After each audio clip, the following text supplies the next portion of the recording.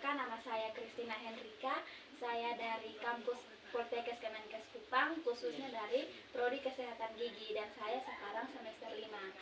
Nah, di sini pertama-tama terima kasih atas waktu dan kesempatan yang ibu-ibu berikan kepada saya untuk melakukan penyuluhan tentang hubungan antara diabetes mellitus dengan kesehatan rongga mulut. Nah, di sini pasti ibu-ibu bertanya-tanya toh, ada hubungan antara diabetes mellitus dengan kesehatan rongga mulut. Nah, di sini sebelum kita melanjutkan, saya akan menjelaskan terlebih dahulu apa itu penyakit diabetes mellitus. Atau di sini mama-mama sudah tahu penyakit diabetes mellitus? Nah, diabetes mellitus itu kalau di masyarakat luas biasa sering disebut dengan gula darah tinggi, penyakit gula. Nah, di sini mana penyakit kronis yang kadar gulanya melebihi batas normal. Nah, di sini ada penyakit diabetes mellitus, tentu ada penyebab diabetes mellitus. Nah, yang pertama itu pola makan. Pola makan yang tidak teratur, kayak misalnya pagi mama dong makan, terus nanti siang atau malam nanti sonde. Kadang mama makannya di siang saja, malam atau paginya sonde. Nah, itu nanti akan menyebabkan naik turunnya ini glukosa atau karbohidrat yang kita makan. Nah, sehingga akan menyebabkan pankreas ini memproduksi insulin itu lebih cepat, sehingga menyebabkan kerusakan sehingga menyebabkan penyakit diabetes mellitus. Nah, di sini sering mengonsumsi makanan yang manis.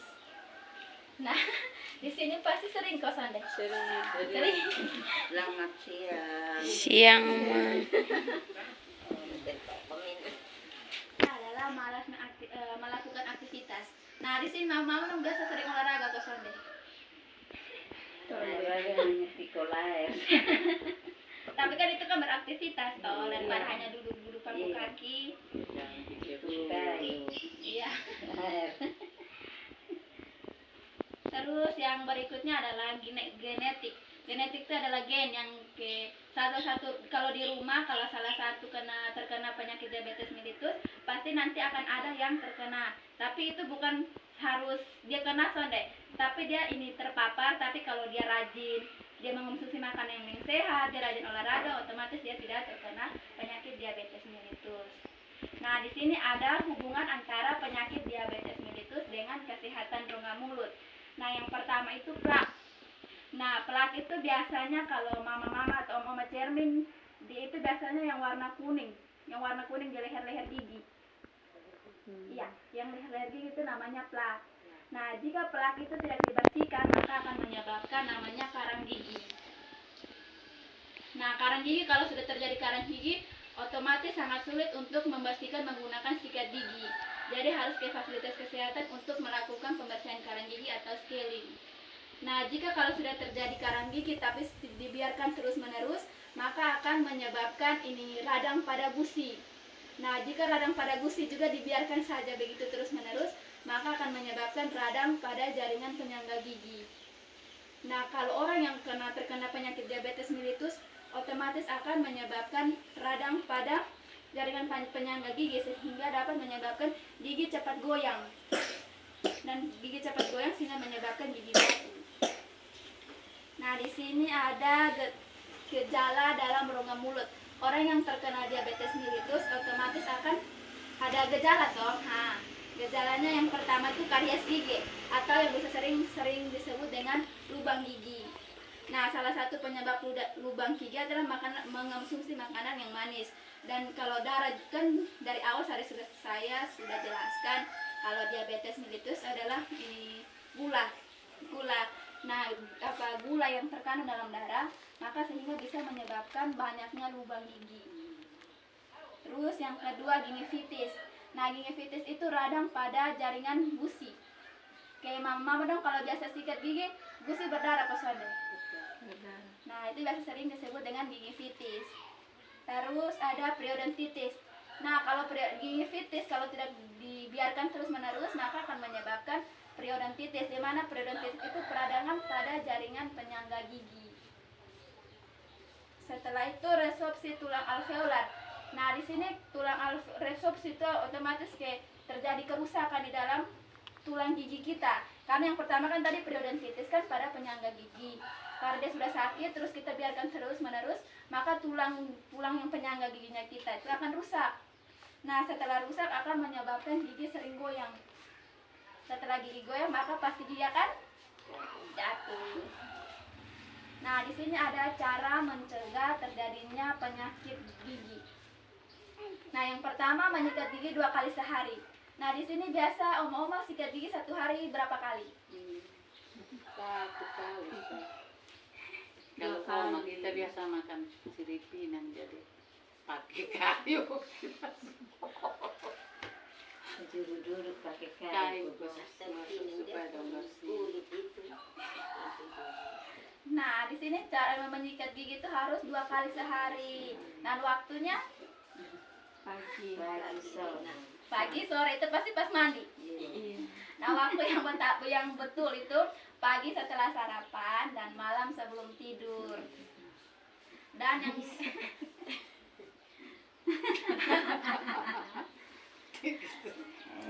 terus berikutnya menjaga pola makan.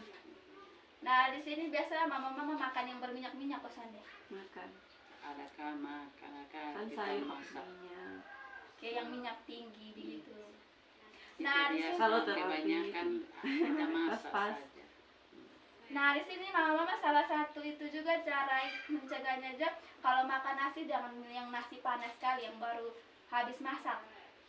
Itulah jangan langsung dimakan, didinginkan sedikit dulu baru bisa makan. Soalnya kalau terlalu panas nanti dia punya glukosa atau gulanya semakin tinggi, dia semakin panas semakin tinggi. Jadi kalau kelamaan-lamaan kalau mengakumulasi pasti akan terjadi diabetes mellitus. Biasa makan panas, kalau dingin. Dikasih lapar nih foto boro-boro nasi.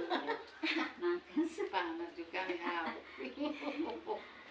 Nah, di sini harus mengontrol rutin. Kayak dokter gigi ini 6 bulan sekali. Biasa pi dokter kosan deh. Kalau sakit ya kita pergi dokter, kalau so sakit kita diam. Budaya NTT. Jangan harap kau sehat-sehat pi dokter, oh sonde. Terus mengonsumsi ini makanan yang sehat, terus jangan terlalu mengonsumsi makanan yang manis. Nah, mungkin sekian dari penyuluhan saya. Apakah oma-oma mau bertanya? Saya persilakan.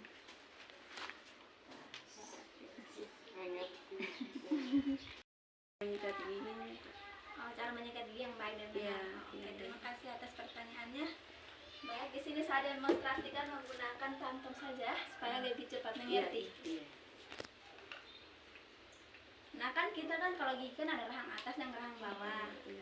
Nah, kalau sikat gigi yang bagian depan terus yang bagian rahang atas Iya. itu kita harus kasih turun. Dan pegangnya harus begini, sikat. Jangan kayak begini. Nah, harus tarik turun. Hitungnya selama 8 kali. Iya. 1, 2, 3, 4, 5, 6, 7, 8. Jangan ke naik turun nanti akan mempengaruhi gusi. Nanti lama-kelamaan gusi akan ternaik. Dan yang di belakangnya itu kalau rahangnya rahang besar, berarti ini oma-oma dong bisa memutar. Kalau rahangnya kecil sama saja kayak di bagian depan. Itu turun. Kita pakai yang rahang besar dulu yang memutar. Jadi 1, 2, 3, 4, 5, 6, 7, 8. Nah, kalau seandainya rahangnya kecil atau sudah bisa memungkinkan untuk kita memutar, berarti kita tarik turun ke bawah. 1, 2, 3, 4, 5, 6, 7, 8. Nah, di sampingnya juga sama.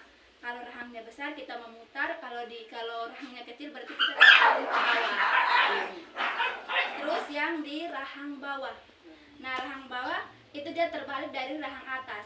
Kalau rahang atasnya kita turun, berarti rahang bawahnya kita naik ke atas. 1, 2, 3, 4, 5, 6, 7, 8. Dan di sini kita memutar, atau kalau rahangnya kecil kita tarik ke atas. 1, 2, 3, 4, 5, 6, 7, 8. Nah, sekarang yang bagian untuk mengunyah. Kalau mengunjang bisa kita maju mundur. Yang bagian belakang bagian sini itu kita maju mundur, hitung selama 8 kali. 1, 2, 3, 4, 5, 6, 7, 8. Nah, kalau ini nanti kita tarik 1, 2, 3, 4, 5, 6, 7, 8. Ini juga sama, maju mundur. Sama rahang bawah juga sama. Mikir. Maju mundur, ini kita tarik ke atas. Nah, mungkin itu saja penjelasan saya mengenai jangan lupa menyikat lidah, sehingga jangan minta maaf supaya jangan bau mulut. Lidah itu salah satu aset yang penting di dalam rongga mulut. Kalau tidak gosok sebentar makanan son enak. Kita makan son enak. Nah, mungkin ada pertanyaan lain.